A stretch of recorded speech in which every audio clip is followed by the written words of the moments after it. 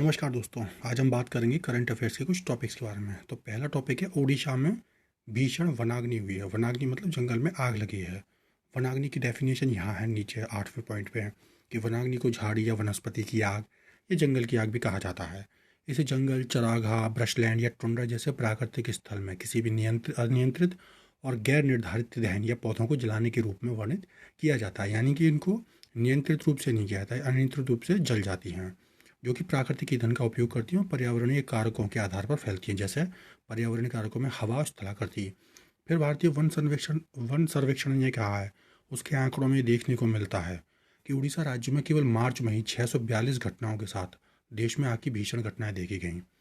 और पूरे उड़ीसा में आग की घटनाओं की संख्या में अचानक वृद्धि के कारण क्या हो गया है? राज्य के वनों में वनस्पतियों और जीवों का व्यापक नुकसान हुआ है। उड़ीसा में नवंबर 2022 से लेकर अब तक 871 बड़ी वनाग्नि की घटनाएं दर्ज की गई हैं। आधिकारिक आंकड़ों के अनुसार ये राष्ट्रीय रिकॉर्ड भी है। उड़ीसा के बाद 754, कर्नाटक में 642, फिर तेलंगाना 447 और मध्य प्रदेश का स्थान है। 2021 में राज्य में देखा जाए पूरे साल में तो 51,968 वनाग्नि की घटनाएं हुई हैं।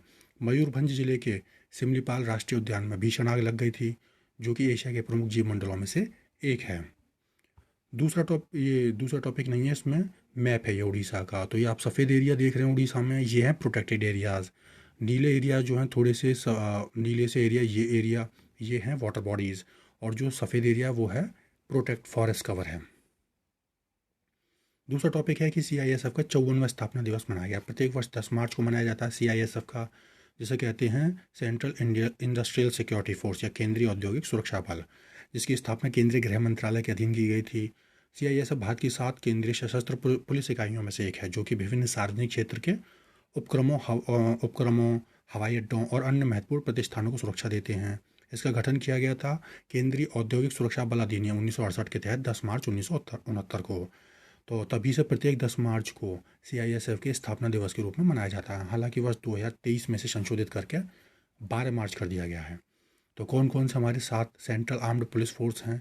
Assam rifles, border security force BSF, CISF, CRPF, ITBP, INSG और SSB।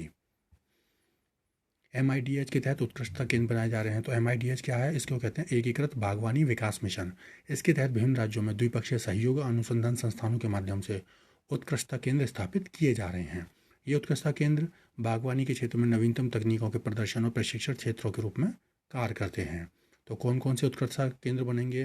बंगलुरु में, जो कि कमलम या फिर ड्रैगन फ्रूट के लिए बनेगा। जाजपुर उड़ीसा में आम और सब्जियों के लिए। पोंडा गोवा में सब्जियों फूलों के लिए। MIDH फूलों, सब्जियों और अन्य क्षेत्रों को शामिल करने वाले बागवानी क्षेत्र के समग्र विकास के लिए एक केंद्र प्रायोजित योजना है। MIDH के तहत क्या होता है? सरकार सभी राज्यों में विकासात्मक कार्यों के लिए कुल कितना योगदान देती है? 60%, और 40% राज्य सरकार करती हैं।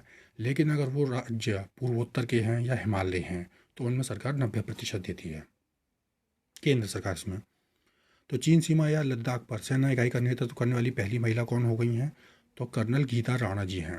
इन्होंने पहली बार संवेदनशील क्षेत्र में, जो कि लद्दाख है, उसमें एक स्वतंत्र इकाई की कमान संभाली है, जहां भारत और चीन लंबे समय से विवाद में उलझे हुए हैं।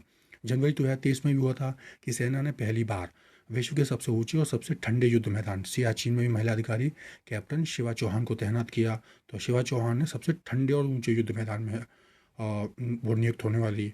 फिर इसके अलावा अब भारत क्या कर रहा है? इसने 27 महिला को, शांति सैनिकों को, अपनी सबसे बड़ी टुकड़ी को सूडान के अबेई क्षेत्र में भेजा, जहां वे संयुक्त राष्ट्र अंतरिम सुरक्षा बल के हिस्से के रूप में एक मिशन पर कार्य कर रही हैं।